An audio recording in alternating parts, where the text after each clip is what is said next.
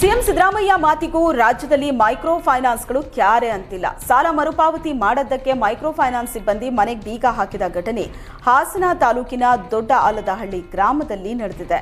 ಮನೆ ನಿರ್ಮಾಣಕ್ಕೆ ದೊಡ್ಡ ಆಲದಹಳ್ಳಿಯ ಮಂಜೇಗೌಡ ಮೈಕ್ರೋ ಫೈನಾನ್ಸ್ನಿಂದ 9 ಲಕ್ಷ ರೂಪಾಯಿ ಸಾಲ ಪಡೆದಿದ್ರು. ಸಾಲ ಮರುಪಾವತಿ ಮಾಡದ್ದಕ್ಕೆ ನೂತನ ಮನೆ ಗೃಹ ಪ್ರವೇಶಕ್ಕೂ ಮುನ್ನವೇ ಮೈಕ್ರೋ ಫೈನಾನ್ಸ್ ಸಿಬ್ಬಂದಿ ಮನೆಗೆ ಬೀಗ ಹಾಕಿದ್ದಾರೆ.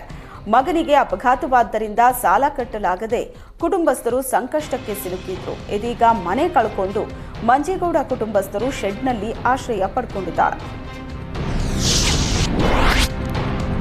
ಕಳೆದ ವರ್ಷ ಬೇಸಿಗೆಯಲ್ಲಿ ಬೆಂಗಳೂರಿನಲ್ಲಿ ನೀರಿನ ಕೊರತೆ ಉಂಟಾಗಿತ್ತು. ಹೀಗಾಗಿ ಈ ಬಾರಿ ಬೇಸಿಗೆ ಎದುರಿಸೋದಕ್ಕೆ ಬಿಡಬ್ಲ್ಯೂಎಸ್ಎಸ್ಪಿ ಸಕಲ ಸಿದ್ಧತೆ ಮಾಡಿಕೊಳ್ತಿದೆ.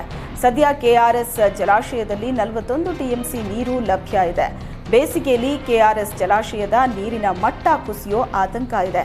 ಹೀಗಾಗಿ ಬೆಂಗಳೂರಿನಲ್ಲಿ ನೀರಿನ ಸಮಸ್ಯೆ ಉಂಟಾಗದಂತೆ ಜಲಮಂಡಳಿ ಮುನ್ನೆಚ್ಚರಿಕೆ ಕ್ರಮ ಕೈಗೊಳ್ಳುತ್ತಿದೆ. ಬೆಂಗಳೂರು ಉತ್ತರ ಹಾಗೂ ಪೂರ್ವ ಭಾಗದಲ್ಲಿ ನೀರಿನ ಸಮಸ್ಯೆ ಹೆಚ್ಚು ಎದುರಾಗೋ ಭೀತಿ ಎದುರಾಗಿದ್ದು, ಕೂಡಲೇ ಕಾವೇರಿ ಸಂಪರ್ಕ ಪಡೆದುಕೊಳ್ಳಿ ಅಂತ ಜಲಮಂಡಳಿ ಅಧ್ಯಕ್ಷ ರಾಮ್ ಪ್ರಸಾದ್ ಮನೋಹರ್ ಮನವಿ ಮಾಡಿದ್ದಾರೆ. ಬೆಂಗಳೂರಿನ ಉತ್ತರ ಪೂರ್ವ ಭಾಗದಲ್ಲಿ ಹೆಚ್ಚಾಗಿ ಜನರು ಬೋರ್ವೆಲ್ ಮೇಲೆ ಅವಲಂಬಿತರಾಗಿದ್ದಾರೆ. ಹಾಗಾಗಿ ಕಾವೇರಿ ಸಂಪರ್ಕ ಅಭಿಯಾನ ಕೈಗೊಳ್ಳುವುದಕ್ಕೆ ನಿರ್ಧರಿಸಲಾಗಿದೆ. ಬೇಸಿಗೆಯಲ್ಲಿ ನೀರಿನ ಸಮಸ್ಯೆ ಆಗದಂತೆ ಮಿನಿ ವಾಟರ್ ಟ್ಯಾಂಕ್ ನಿರ್ಮಾಣ, ಕೆರೆಗಳಿಗೆ ನೀರು ತುಂಬಿಸಿ ಅಂತರ್ಜಲ ಮಟ್ಟ ಹೆಚ್ಚಿಸಲು ಜಲಮಂಡಳಿ ಮುಂದಾಗಿದೆ.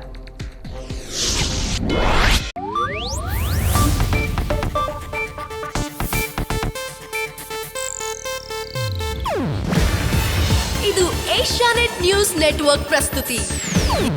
ನೀವು ನೋಡ್ತಿದ್ದೀರಾ ಏಷ್ಯಾನೆಟ್ ಸುವರ್ಣ ನ್ಯೂಸ್.